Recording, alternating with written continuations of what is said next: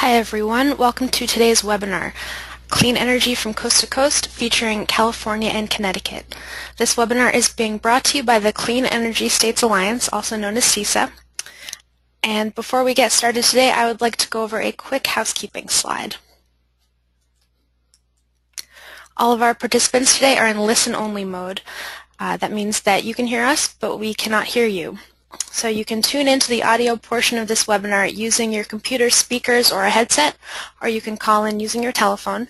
Today, we are encouraging all of our webinar participants to please type your questions into the question box on your webinar console.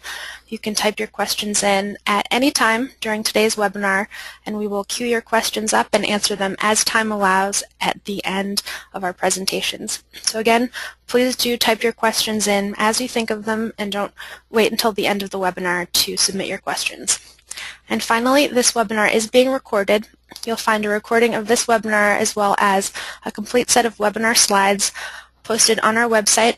We'll send you a follow-up email today or tomorrow with those links. And you'll also find all of our previous CESA webinars on our website at the address on your screen, cesa.org/webinars. And with that, I'd like to pass this over to Warren Leon.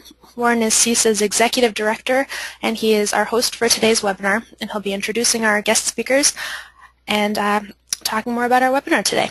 Warren, please go ahead. Hey, thanks very much, Samantha. Let me first tell folks a little bit about CESA. We're a national nonprofit organization that works to implement smart clean energy programs and policies primarily at the state level. And at the core of our organization is a national network of public agencies that are individually and collectively working to advance clean energy. And today we're going to hear from two of those agencies. If we can go to the next slide.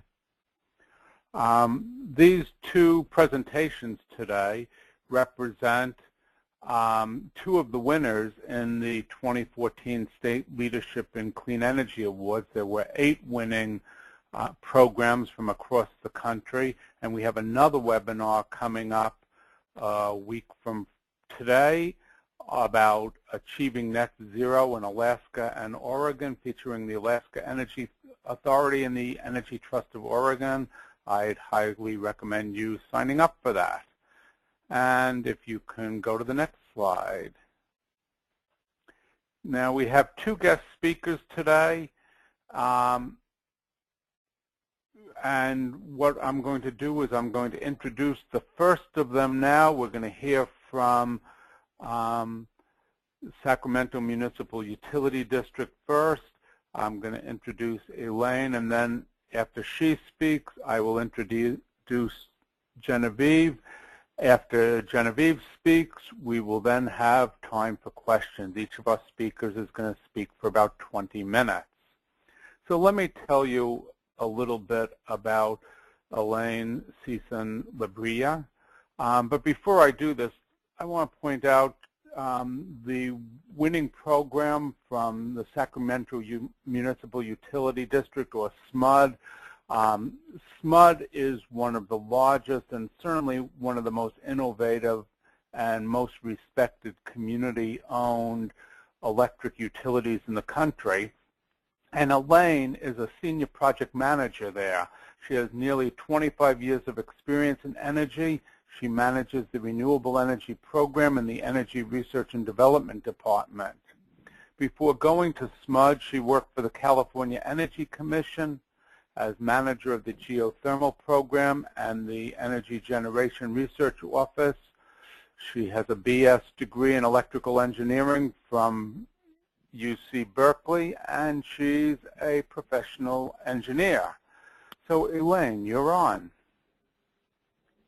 Thank you. I would like to thank CESA for the opportunity to talk about the Community Renewable Energy Deployment projects at SMUD. We appreciate the opportunity. Okay, so today I'm going to talk about a little bit of an intro to the Sacramento Municipal Utility District, and next I'm going to talk about the CRED projects, the Community Renewable Energy Deployment projects, and then give you a brief summary at the end. So the Sacramento Municipal Utility District is not-for-profit. It's a publicly owned utility. It's voter approved in 1923 and it began operation in 1946. We have an elected board of directors. Our service territory is the Sacramento County and a small part of Placer. We have almost 600,000 customers and we serve 1.4 million population. We are the 6th largest municipal utility in the United States. We also have our own balancing authority, the Balancing Authority of Northern California. We are a summer peaking utility. Our summer peak is about 3,300 megawatts, usually at 5 p.m. We also have an air conditioning needle peak of about 400 megawatts, about 40 hours per year. We have a very aggressive renewable goal. It's about 37 by 2020% of our retail sales. That's part of our RPS goals, which is 33%. And we have a separate green pricing program goal, too. We have an additional goal of greenhouse gas reductions by 2050 of 10% of our 1990 levels, which is about less than 350,000 metric tons per year. So the Community Renewable Energy Deployment project started in, I'll say 2009, when we submitted a proposal to the DOE for these projects. The projects include a Simply Solar project, which I'm going to go through all these projects individually later on.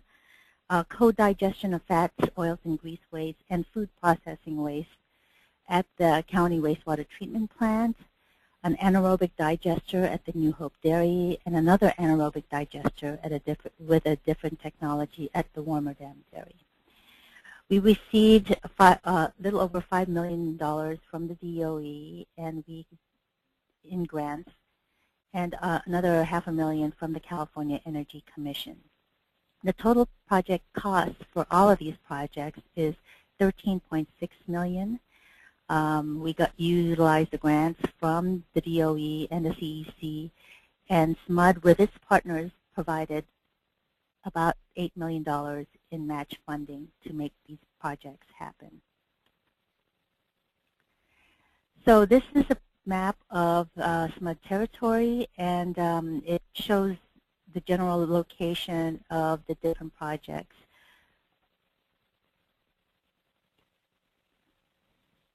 So the first project is the Simply Solar project. It is a highly visible community-scale solar installation, about 1.5 megawatts, on disturbed marginal lands near the region's load center. In this project, we partnered with Conergy and the City of Sacramento. The total project cost was $4.1 million. DOE provided $1.7 in match funding, and the CEC was $125,000 in match funding, and the balance was provided by Conergy and its bankers.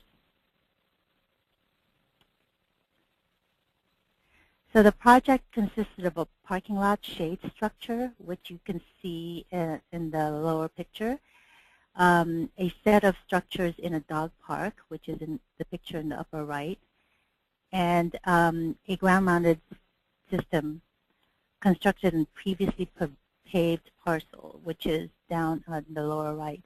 This project was operational at the end of August. We had a ribbon-cutting ceremony for this project in late October of last year.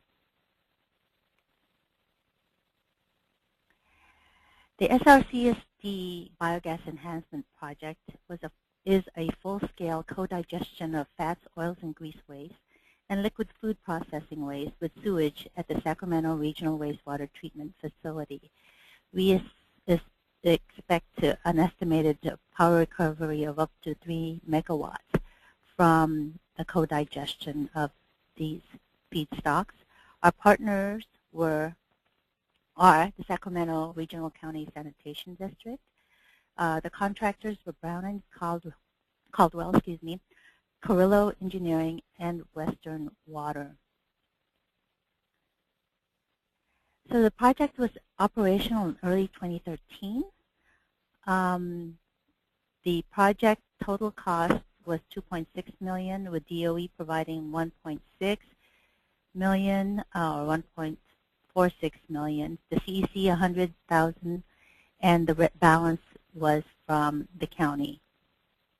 You can see the facility on the right, fully completed, and several pictures in the process of being completed. So before and after this biogas effort program, the old program provided the fog to be received in a septic receiving station or collection system, and then went into a influent structure, and then primary treatment, secondary treatment, and into the existing digesters. That essentially reduced the amount of renewable energy that we could provide. So the new program created a new receiving station that went directly with the mixed sludge into the existing digesters that produced additional methane gas. And that methane gas is being utilized in our Consumnes power plant. It's injected, cleaned up and injected into the power plant. The third project is the anaerobic digester project at the New Hope Dairy. It's an above-ground digester and a 450 kilowatt engine genset. The application is a combined heat and power at the New Hope Dairy farm, which has about over 1,200 dairy cows. Our partners are Aerobic New Hope LLC, which is a combination of the California Bioenergy Company, MT Energy USA, and of course the dairy, which has been an incredibly great partner with us. The total project cost was about $3.1 million, with DOE providing over $800,000, and the CEC providing $125,000. The balance is from Aerobic New Hope and their financing partners. You can see the pictures over to the right that shows the construction steps to the project. So the project was operational in the mid 2013. Essentially, the manure is scraped into the digester, and the digester essentially produces the methane gas that goes to the generator, and it powers and goes into SMUD's grid to power about 250 homes. In the lower picture, you can see the genset and the tank right behind it. The next, or the last actually, project is the Warmer Dam Anaerobic Dairy project. And it's a different technology. It's a covered lagoon digester and genset, and it will generate with an electric output of 600 kilowatts for a combined heat and power application. The farm is also about 1,200 dairy cows. Our partners are Van Warmerdam Dairy and Moss Energy Works, which is the developer of the technology. The total project cost is $1.5 million. DOE's contribution is about $281,000, with CEC $125,000, and the balance being provided by Moss and its financing partner. So the project was operational also in 2013. The technology essentially is, the cows do their thing. The solids are separated, and the liquid portion of the manure is sent into a covered lagoon where it's anaerobically digested, and then that gas is siphoned off and sent to a genset, and then onto SMUD's grid and the farm.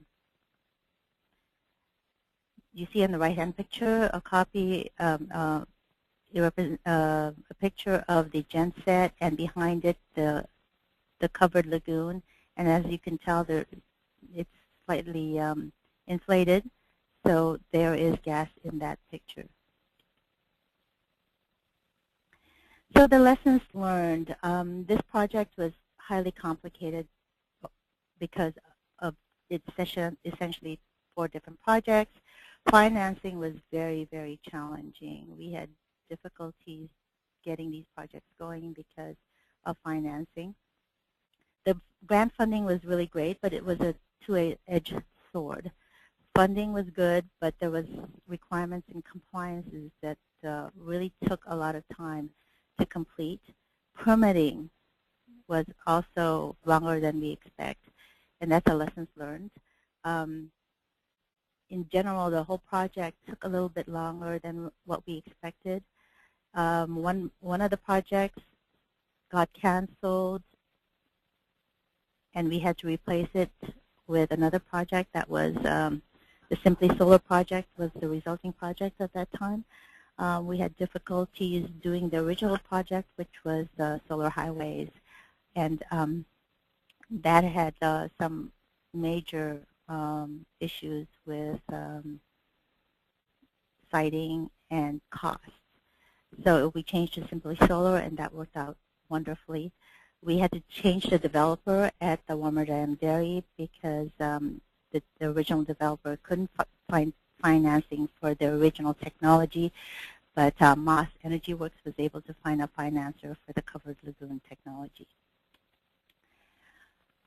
Okay, in conclusion, SMUD has aggressive greenhouse gas and RPS renewable goals, and they are driving SMUD to have more renewable energy resources in our service territory. The utilization of local renewable resources provides benefits and challenges, but we were able to overcome some of these challenges and implement these projects through collaborations with developers and local business owners, and we're able to get support through a combination of state and federal grants. SMUD is committed to sustainable and environmentally beneficial energy and solutions for our customers. And that's it for my presentation. I'd like to give special acknowledgments to the SMUD CRED team, Valentino Tianco, Marco Lemez, and Kathleen Ave. We certainly want to thank the U.S. Department of Energy for their grant and the California Energy Commission too. Thank you. Hey, thanks, Elaine. There's obviously some very interesting projects you were able to do as part of this program. If folks have questions, please type them in your question box, and I will ask them after the next presentation. So our next presentation is going to be linked to the Connecticut Green Bank. And the Connecticut Green Bank in recent years, formerly called the Clean Energy Finance and Investment Authority, has been one of the most creative and state energy offices, agencies in the country, and has received a lot of attention from around the country because of its wide-ranging innovative programs. And they recently won an award for their commercial property assessed clean energy program. It's quite impressive what they've been able to accomplish, and Genevieve Rose Sherman is going to tell us about it. Genevieve is Acting Director of Commercial and Industrial Programs at the Connecticut Green Bank, and she manages the Commercial Property Assessed Clean Energy, or CPACE program. She also leads the Green Bank's microgrid financing efforts. Prior to joining the Green Bank, she was a consultant to Clean Energy Solutions Incorporated and Earth Markets, where she conducted market research and outreach on behalf of utilities and state energy agencies to design smart metering, information feedback, and energy efficiency programs.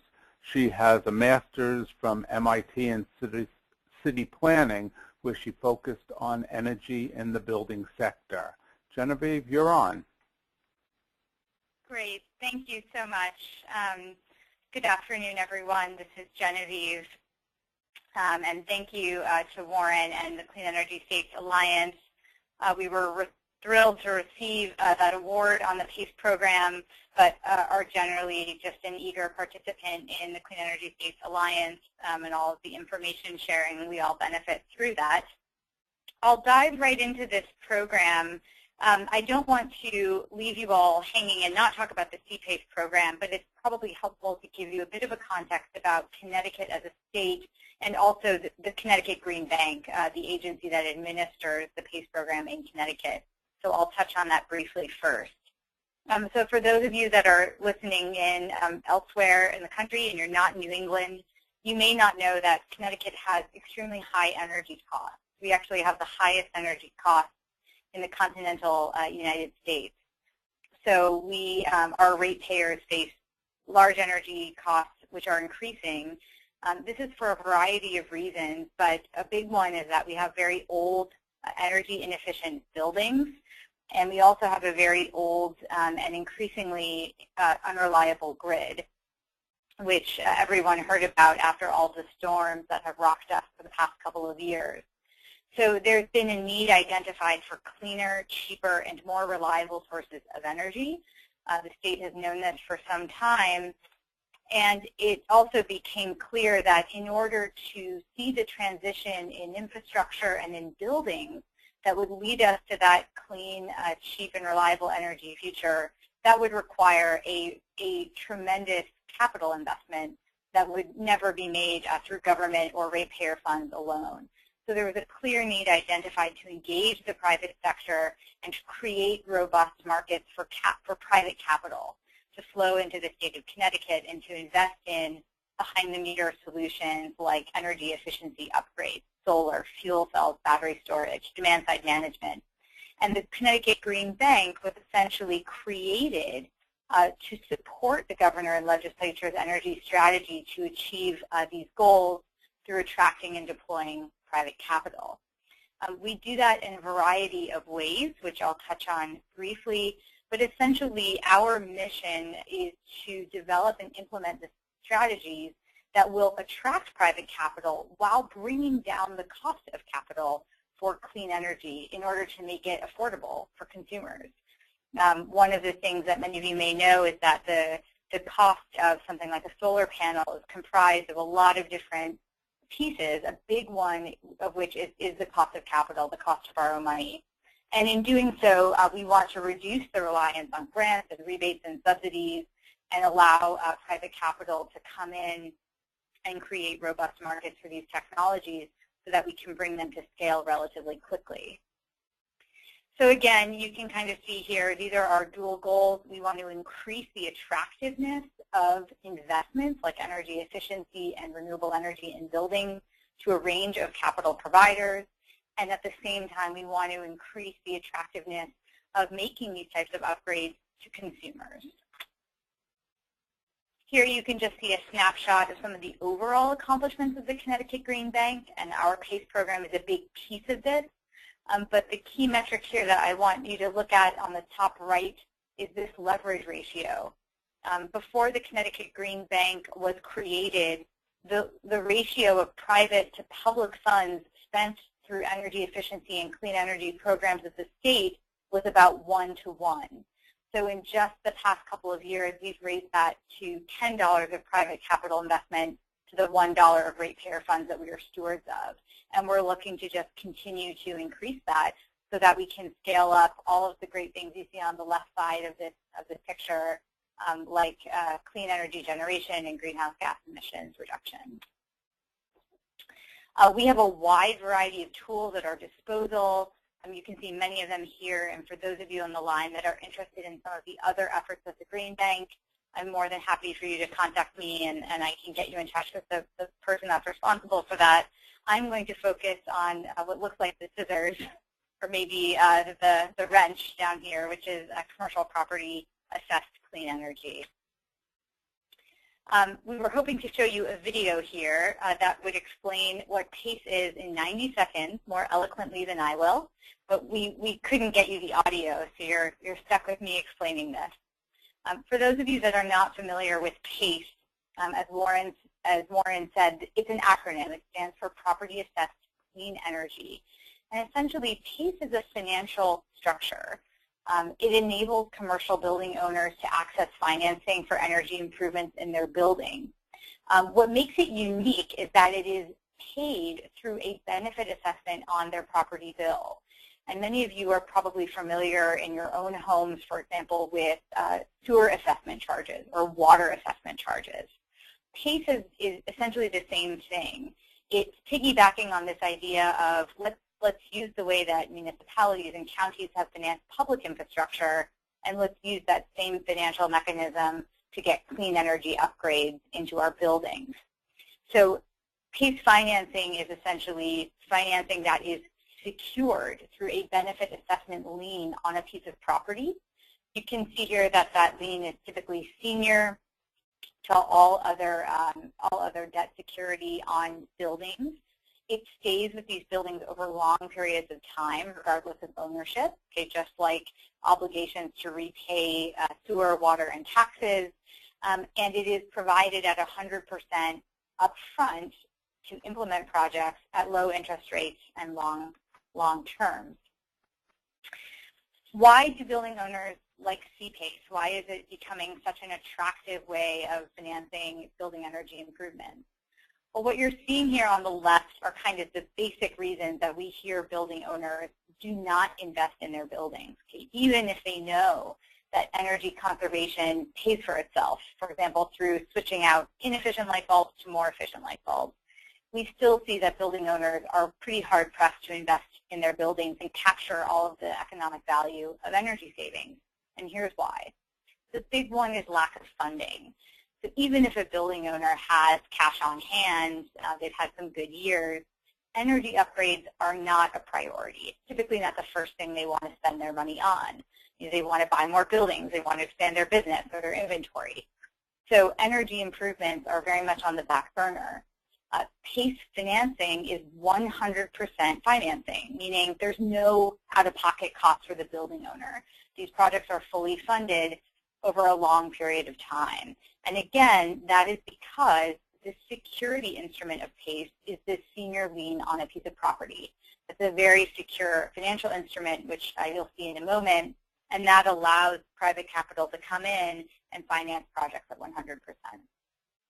Another big issue is that building owners might be selling their property in a couple of years.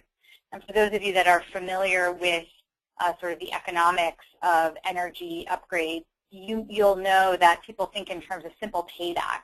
So if they're switching out that old light bulb for a new one, they want to know how quickly those energy savings will cover the original cost of the light bulb. And if that period of time goes beyond what they think they're comfortable with, because they might sell the building, well, guess what? They're not going to make those investments. So upgrades like solar, for example, tend to have a simple payback that could be anywhere from 7 to 10 to 13 years, depending on what state you're in. And so for a building owner that might sell their property in a few years, they're not going to want to do that. With PACE, again, it's a transferable obligation, like a sewer assessment or property taxes. It's fixed to the property itself. PACE allows a building owner to make the investment in solar, to benefit from the energy cost savings, and when they leave that building, the obligation to continue paying for that solar, as well as the benefit of having it, transfers to the next owner at the sale of the property. Another huge one is payback. Okay, what's my return on investment? Not only do I want to know how long it's going to take for that light bulb to pay for itself, but I want it to earn me a return. And this goes back to that simple payback. Typically, a building owner would also like to see a return on their investment within a certain period of time. And if that time period goes beyond what's in their budget or their constraints, they will not make that investment. They'll prioritize something else. Because CPACE financing allows for these very long terms, these long amortization periods of up to 20 years, that allows a building owner to be what we call cash flow positive in year one. But that's just a fancy way of saying that the energy cost savings that they're getting from these improvements are more money than what they're paying in this benefit assessment charge. They're getting to keep a piece of the savings every year immediately once the project is in. And that's incredibly attractive to the building owner. It's essentially no out-of-pocket cost, and immediately cash flow is being driven back to the building. All right. What you see on here is the advantage of CPACE to other stakeholders in the market, which are really critical to not only the success of PACE, but the growth of PACE in states like Connecticut. A key piece of this is, of course, our capital providers, the investors that are funding these projects. From their perspective, PACE is attractive because it is a low-risk investment opportunity. You know, to them, it looks a little bit like a muni bond. There is a senior lien on a property, and it's repaid through property taxes, which is a well-understood, secure, and safe form of repayment. And then, of course, it is created, this whole structure was created and is administered by the Connecticut Green Bank. Connecticut is unique in this respect from other states, and we believe it's been one of the driving forces of the Connecticut program really being the fastest growing commercial PACE program in the country. Having the Green Bank essentially right in the middle of capital providers, municipalities, which are collecting these assessment charges, and building owners, essentially provides kind of a one-stop shop for everyone based on what they're getting out of the program. So for capital providers, the flow of funds comes through the Green Bank. We have a legal framework in place for making sure that PACE payments are repaid. We have a legal structure for working with municipalities, and also for looking at projects and validating that they are, in fact, good projects for the building. Moving over, we also have other bankers in the picture here, which, of course, are the mortgage lenders. Any property that's looking for financing for energy improvement may already have debt on their building. And in Connecticut, we created what we call a mandatory consent requirement, meaning if there is a CPACE benefit assessment lien being placed on a property, the mortgage lender has to agree to it because, again, we're in a senior position. That lien is coming ahead of them. And we've seen great success with mortgage lenders. We've received consent from, I think, about 30 individual banks and lending institutions, some of them now on multiple properties. And this is kind of how they see it. When a building owner is coming in and doing an energy project that creates more cost savings than it does repayment, that's increasing their net operating income. What you see here, NOI, which again is just a fancy term for the cash flow in the building. And for a mortgage lender, the more cash their borrower has on hand, the easier it is going to be for them to repay their mortgage. So simply put, energy upgrades create savings. Those savings can go toward other debt obligations. The structure of PACE is also quite unique for these types of stakeholders because it's non-accelerating. Okay, again, it's structured like that municipal benefit assessment lien, which means it's paid off over a long period of time. So that lien really only represents a very small amount of money, like a property tax charge, that needs to be paid before they get paid for the mortgage. And finally, energy upgrades add asset value. Okay, these improvements are making buildings worth more money, which for banks that hold debt on those properties is quite a good thing. And finally, municipalities. In Connecticut, property taxes and special assessments are paid at the municipal level. And so we've had to work very closely with municipalities to get them to join the PACE program. Connecticut was really one of the first states to create a statewide PACE program. And this is one of the other reasons we've seen such rapid growth in Connecticut. When the PACE legislation was passed here, we have 169 towns, and none of them wanted to take on the responsibility of creating their own little PACE program and districts and coming up with the rules and figuring out how to collect for these payments. So again, the Connecticut Green Bank created a statewide program, a single set of rules, and municipalities essentially act as a servicer to help us collect for funds. But from their perspective, that small amount of work is well worth the effort if it can help them retain businesses or attract businesses to take over, for example, vacant facilities in their towns, which we see quite frequently in our PACE program. Of course, it helps them meet their environmental goals and reduces pollution in the towns. So this is sort of the virtuous circle of PACE stakeholders that we've worked very hard in our first couple of years to court. so that we could then quickly grow the market for PACE. I want to show you a couple of case studies of PACE projects we've financed, just so I can help you crystallize everything I've just said. This is, at the end of the day, what a PACE project looks like. The building you're seeing here is in Bridgeport, which is one of the larger municipalities in Connecticut. And the property owners here had acquired this building. The major tenant had left. So they were looking for ways to really bring this 1960s building into the 21st century. You can see it's completely encased in single-pane glass, okay, in Connecticut, which gets quite cold. So this building was a major energy hog, and their utility bills were running around $500,000 a year.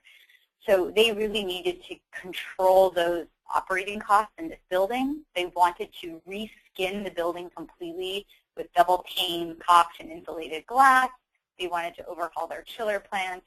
And at the end of the day, that was going to require a capital investment of about $2.5 million.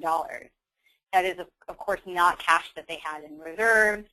And if you could have seen the video on these property owners, you would hear them say, you know, that's not a call we wanted to make to our equity partners. So, of course, they went to the utility companies, which in Connecticut do still administer incentive-based programs. They were able to secure just under $500,000 in incentives, okay, for installing very high-efficiency equipment. So nothing to sneeze at, but that still left them with a $2 million capital requirement for this project. They financed it with PACE over a 20-year term at 5.5%. Okay, again, meaning the Green Bank financed this transaction at that $2 million. And what that translates into is an annual C-PACE assessment. So this is an actual bill that they received from the city of Bridgeport, which is going to be about $165,000 each year for the next 20 years. What they are projected to realize in energy cost savings is just under $250,000 a year. So again, this building went no money out of pocket. They got a combination of incentives and PACE financing. That's allowing them to net about $80,000 every single year, and that will happen within the first year of this project being completed. Just to show you another example of a PACE project, this is a picture of Crest Mechanical. Crest Mechanical is a sheet metal manufacturer, and this is their flagship building in Hartford, Connecticut. But they actually have several other warehouses and industrial shops throughout the state. Again, very high energy costs. The sheet metal manufacturing that they do is very energy intensive. And they were looking for a way to stabilize those energy costs over time. It's a family-owned business, and they plan on being in the state for a long time to come. This particular property, they scoped out a solar project that was going to cost $325,000.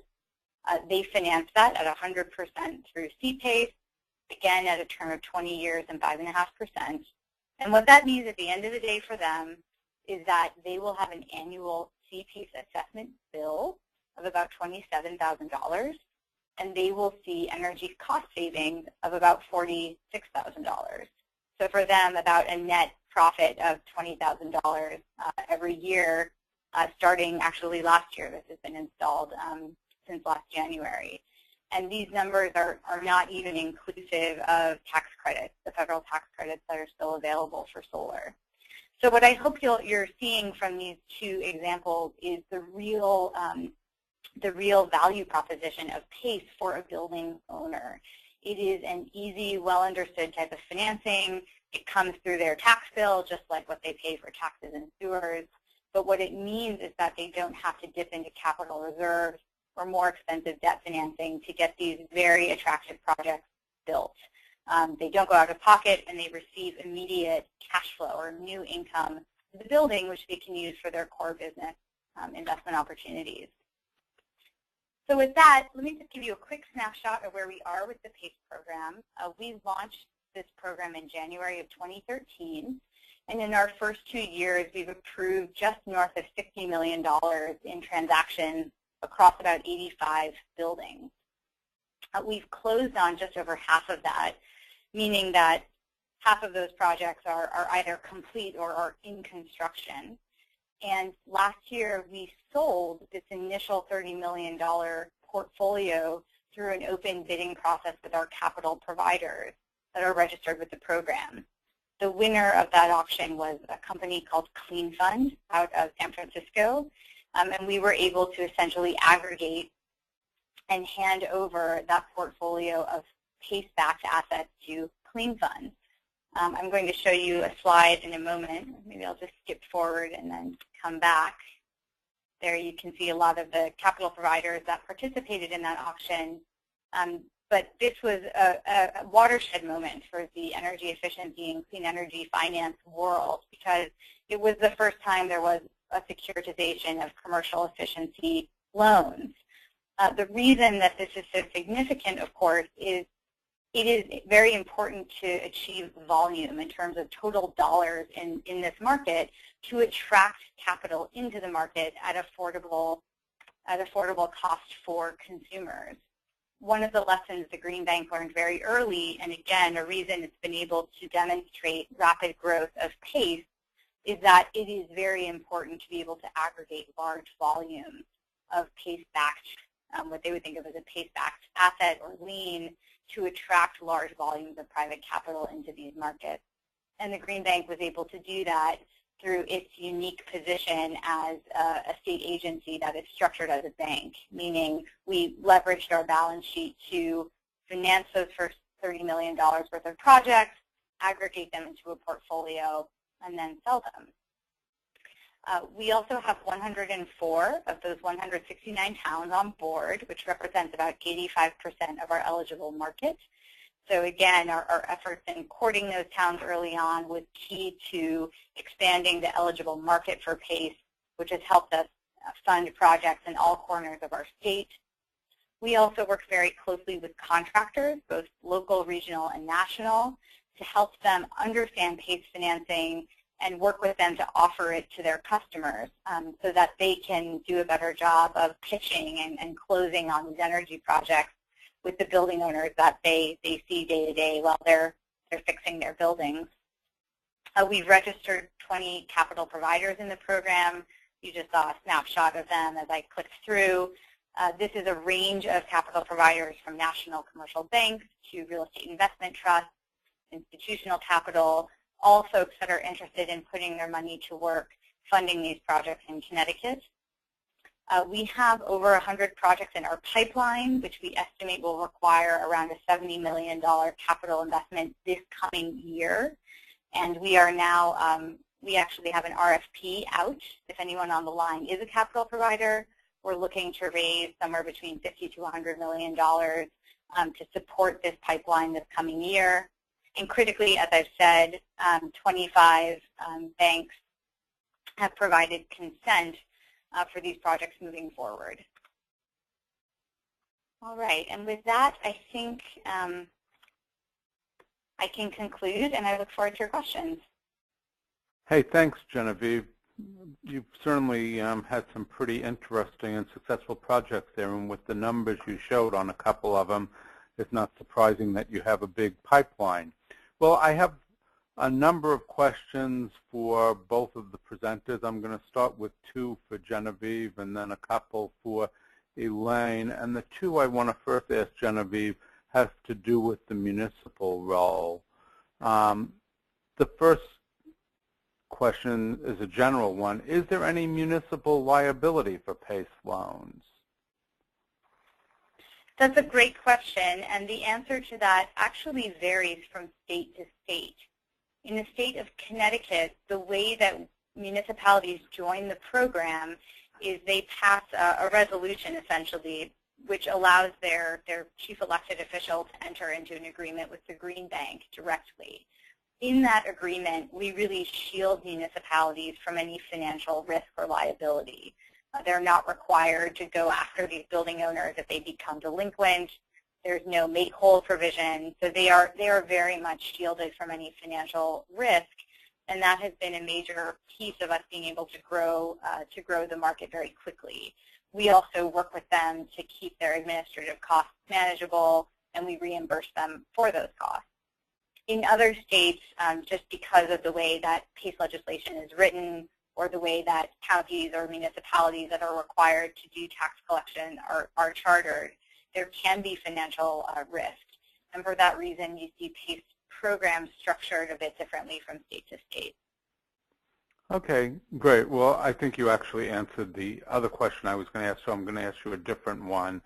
Does the building owner have to make the upfront investment based on an initial energy audit? We do require that building owners either complete an energy audit or what we think of as a feasibility study. So for example, for renewable energy, it's less of an audit and more of a study that demonstrates that the renewable energy will save the building owner money. But if you go to our website, I guess this is a potential plug our website, which is cpace.com, you can download our full program guidelines, which really show you the range of technical standards for the program. We've tried to keep this program pretty flexible so that our review of projects is commensurate with how complicated the project is. So, you know, one of the case studies I didn't show you was a boiler upgrade in a Baptist church. For projects like that, you know, we don't need them to do a full comprehensive energy audit of their little church. You know, it's pretty clear that they're going from one boiler to a more efficient one, and we request less information in those cases. So we've tried to be flexible with our program design so that we can work with customers kind of at the stage that they're at. But at the end of the day, there has to be an analysis of what the future energy cost savings will be, and that has to be done according to a widely accepted range of national standards and methodologies on audits and things of that kind. Great, thank you. Let me turn to a couple of questions for Elaine. And Elaine, one has to do with the parking lot project and the parking lot shading structure.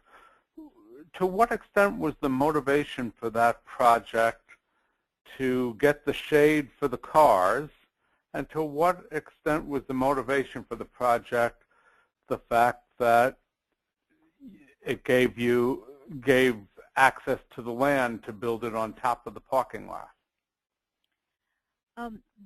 The actual intent of the project was to put solar on what is normally unusable land, and so the main installation, which is about 100 megawatts, is on the paved section, which is a retired landfill.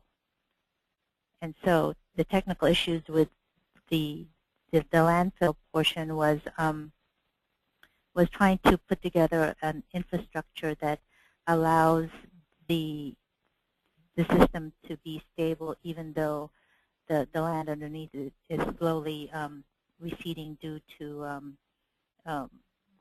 the lifetime of the landfill and the decompositioning of the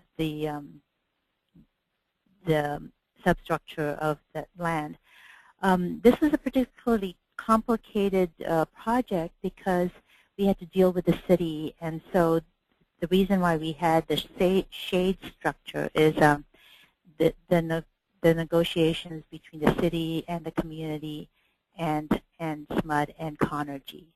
So the communication and discussions between all of those parties sort of provided a beneficial project for both the dog owners that utilize the park and the ability for them to have shade while they're with their dogs, and parking shades for them. And then it provides a benefit for SMUD because it's generating electricity for our grid, plus renewable energy, which we can use for our portfolio standards. So it was the shade structure was part of this whole discussion that we had with our partners to try to bring benefits to all parties for this project. Does that answer the question? Yeah, it does. And then I have a question about the agricultural digester project. Okay. That dairy farm with 1,200 cows is quite large. And in many other parts of the country, dairy farms aren't that big. Did you get a sense from doing this project how small a dairy farm could be and still have it make sense for doing a agricultural digester on it? Yes and no. We picked fairly large dairies because of the economics, and that really is what drives the size of the project and whether or not smaller dairies are still economically feasible. And that's going to be on a case-by-case basis, depending on what the cost of electricity is to the farmer, what they can get from the utility, and how many cows and and the quantity of feedstock, i.e. manure, that the cows provide. So there is no, I can't give you, 500 cows, because it's going to depend on where that dairy is located. Yep. Okay. And Genevieve, couple questions for you. General PACE interest rates are said to be 6% for 20 years, but your 2 case studies showed 5.5%. How are interest rates determined? Yes, that is actually correct. Those 2 projects I showed are some of our earlier ones, and they had a bit of an early bird special. You are correct that our standard interest rates for 20-year PACE assessment is 6%. Okay. Well, it wasn't I was corrected. It was whoever wrote in the question. But yeah. And what happens if a building owner stops making payments? Who makes up the dollars? Well, if a building owner stops making payments, then the CPACE lien can be enforced. That is why it is such a secure investment vehicle. So the consequences are essentially the same as if a building owner stops paying their property taxes, which is to say the lien holder can foreclose on that building. What does make PACE unique and dissimilar to any other party that would attempt to foreclose on a building is that the lien can only be enforced for the payments that are due at that time, which is just to say, if I'll use the example from the slideshow. In that $2 million project in Bridgeport, that $2 million could never be enforced all at one time, or it could never accelerate in a foreclosure proceeding. But if the building owner was past due, let's say $50,000, that would have to be paid at the sale of the building. So it really is the responsibility of the building owner of record to make those payments. If they become delinquent over a period of time, the lien holder can enforce their lien to bring that building into coming current, either through pressuring them, or in a foreclosure proceeding or tax sale, the proceeds would go toward clearing out the past due payments. Great. Let me ask you one more question before I ask a couple for Elaine. This person writes in, last night I found out our Virginia legislators have agreed on a new PACE law that may enable my county to go forward. My lenders want to know how they can get taken out, who will buy the PACE loan, who guarantees the PACE loans. Where can this person get answers to those sorts of questions? I would say that the best location for anyone on the line to find up-to-date information on kind of emerging PACE programs in your states is through an organization called PACE Now, all one word. They have a website that I believe is pacenow.org. They're a national nonprofit that tracks and advocates for PACE programs. So you can visit their website and contact them. They're a very good initial point of contact to learn more about your PACE program. Okay, and let me ask actually just one more quick one. Does the Connecticut CPACE program include financing for conversions to natural gas, or is it restricted to such energy efficiency things like insulation and weatherization? We do finance conversions from fuel oil or propane to natural gas. The way that the legislation in Connecticut was drafted, projects have to meet essentially a cost-benefit threshold test, meaning the energy cost savings need to exceed the investment or the cost to repay that over time. And of course, it needs to be for a qualifying energy upgrade, and that is one. One of the incredible things that we see in a state like Connecticut, which is actually still largely on fuel oil, is that the cost savings from switching from fuel oil to natural gas provide a real impetus for a building owner to then make other energy efficiency improvements in the building as well, which is something that we strongly encourage. Okay.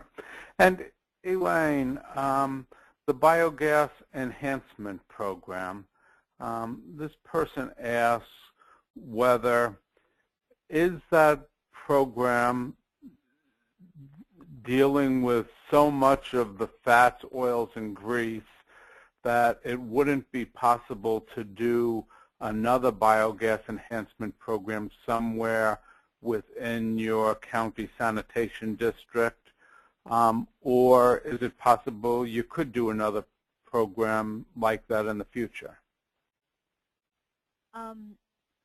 You're asking if it can be replicated within SMUD territory? Yes.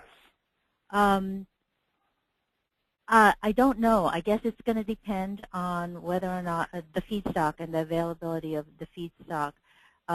Right now, I don't think so, because there is a very similar, project or a facility in East Bay Mud. So in Northern California, there's at least two. So depending on whether or not there's an increase in the fats, oils, and grease waste, plus the food processing, liquid processing waste, there is potential depending on whether or not there's additional feedstocks that become available.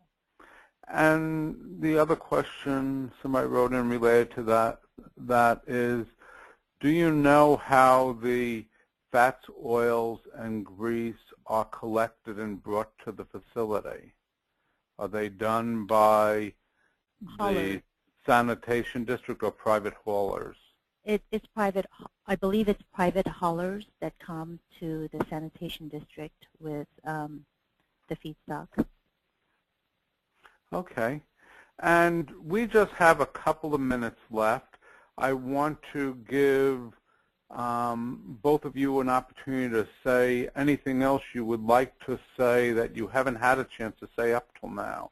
Do either of you have any famous last words? I do have, maybe I didn't emphasize, and I think that the Connecticut presentation also emphasizes the need for financing for these projects. These projects really, at least our renewable energy projects, are driven by economics.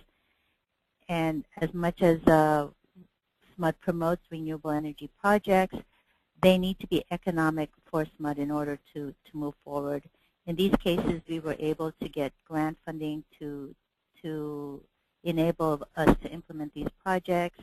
We need to have the financial community willing and able to take the risks to make these renewable energy projects happen. And if we can do more of them, economies of scale comes in or kicks in, and we're able to put more renewables on SMUD territory and in other parts of the United States. Great. And Genevieve, is there anything you want to leave people with? No famous last words, other to say that my contact information was at the end of the presentation, which I think you guys are making available. So if you had any additional questions that didn't get answered, please don't hesitate to reach out. Great. And I think folks who listen to this will certainly understand why both of these programs were worthy of State Leadership in Clean Energy Awards. I want to remind folks on the call that the awards were not given out by CESA staff, but we had a distinguished team of independent judges who looked through all the entries and very rightly concluded that these two projects were deserving of recognition. So thanks to Elaine and Genevieve for participating on today's call, and I look forward to seeing many of you or hearing from many of you on future calls. Thank you.